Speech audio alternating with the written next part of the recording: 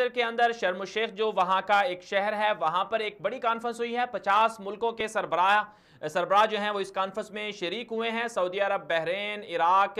اور کویت اور باقی جو خلیجی اور عرب ممالک ہیں وہ بھی اس کانفرنس میں شریک تھے، اور ساتھ ساتھ یورپی یونین جو ہیں ان کے ساتھ جو منسلک ممالک ہیں، برطانیہ سمیت، برطانیہ اور فرانس، جرمنی وغیرہ، وہ سارے کے سارے اس کانفرنس میں شریک ہوئے ہیں۔ تو مصر کے اندر یہ کانفرنس ہوئی ہے، اس کا بنیادی مقصد جو تھا وہ مشرق وسطیٰ کی صورتحال پر غور و فکر کرنا تھا، اور ساتھ ساتھ شام کا جو مسئلہ ہے، شام کے مسئلے کے حل کے لیے بات چیت کو آگے بڑھانا تھا، اور پھر مسئلہ فلسطین کے حوالے سے بھی غور و فکر کیا گیا ہے۔ اور اس کانفرنس میں اس کانفرنس کی میزبانی جو ہے وہ مصر کر رہا تھا۔ تو عبد الفتاح السیسی جو وہاں کے صدر ہیں، انہوں نے اختتامی سیشن سے خطاب کرتے ہوئے کہا ہے کہ یہ کانفرنس بہت کامیاب رہی ہے، اور جس مقصد کے لیے کانفرنس بلائی گئی تھی وہ مقصد بھی پورا ہوتا ہوا نظر آ رہا ہے۔ لیکن بہرحال بہت سارے ایسے سوالات ہیں جو ابھی تک جن کا جواب جو ہے وہ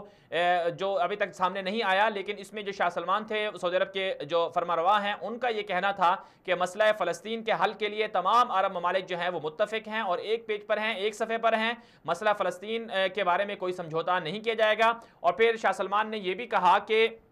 شام کا جو معاملہ ہے اور یمن کا جو معاملہ ہے، اس حوالے سے عرب ممالک اپنا تعاون جاری رکھیں گے، اور یمن کے حوالے سے انہوں نے کہا کہ یمن کے اندر عرب اتحاد جو ہیں وہ صحیح طرح سے کام کر رہے ہیں، وہ کوشش کر رہے ہیں کہ یمن کا معاملہ جلد سے جلد حل ہو جائے، لیکن حوثی باغی جو ہیں وہ کسی طور پر بھی وہ مذاکرات کی میز پر نہیں آ رہے، اور سویڈن میں جو مذاکرات ہوئے تھے اس سے بھی وہ پیچھے ہٹ چکے ہیں، اور انہوں نے کہا کہ ایران جو ہے حوثی باغیوں کی پشت پناہی کر رہا ہے۔ تو مصر کے اندر یہ بڑی کانفرنس ہوئی ہے، 50 ممالک کے نمائندے جو ہیں اس کانفرنس میں شریک ہوئے ہیں۔ پھر اس کے ساتھ ساتھ جو عرب ممالک ہیں آپس میں ان کی بھی باہمی گفتگو ہوئی ہے، بالخصوص عراق کے صدر جو ہیں برہم صالح، انہوں نے ملاقات کی ہے شاہ سلمان سے، اور عراق کی جو صورتحال ہے وہ امریکہ عراق جنگ کے بعد وہ بہت کشیدہ تھی، اور وہاں پر ایرانی ملیشیاں جو ہیں بہت زیادہ ایکٹیو نظر آتی تھیں، لیکن اب ایران کا کنٹرول کسی حد تک عراق میں کم ہوتا ہوا نظر آ رہا ہے، اور سعودی عرب بھی عراق کے حوالے سے اپنا تعاون جاری رکھے ہوئے۔ انہوں نے کہا کہ عراق کی ہر ممکن مدد اور تعاون سعودی عرب کی طرف سے کیا جاتا رہے گا، اور مسئلہ فلسطین کے حوالے سے بھی انہوں نے یقین دہانی کروائی کہ مسئلہ فلسطین کے حوالے سے بھی تمام عرب ممالک جو ہیں وہ ایک صفحے پر ہیں، ایک پیج پر ہیں، اور اس حوالے سے جو ہے اپنی جو تمام کی تمام کوششیں ہیں وہ عرب اتحاد کی جانب سے کی جاتی رہیں گی۔ تو لیکن بہرحال دوسری طرف سے اگر دیکھا جائے تو مسئلہ فلسطین کے حوالے سے پچھلے 2 سال سے امریکی صدر اور ان کے جو داماد ہیں جیرڈ کوشنر، وہ ایک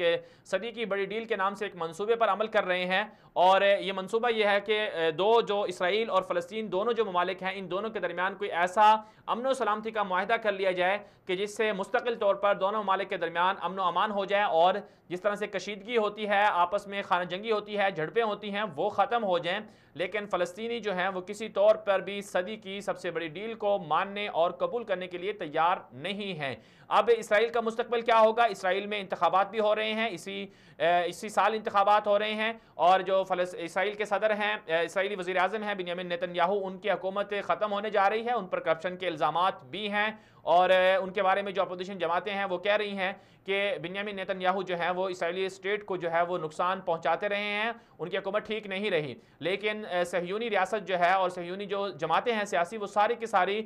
فلسطین کے خلاف وہ ایک پیج پر ہیں۔ لیکن اب دیکھنا یہ ہے کہ کیا مسئلہ فلسطین حل ہوتا ہے اور فلسطین کو آزاد ریاست تسلیم کیا جاتا ہے، اور پھر ساتھ ساتھ اسرائیل کے خلاف اقوام متحدہ اور باقی جو عرب دنیا ہے اور یورپی دنیا ہے وہ کیا فیصلہ کرتی ہے۔ لیکن یہ بات ضرور ہے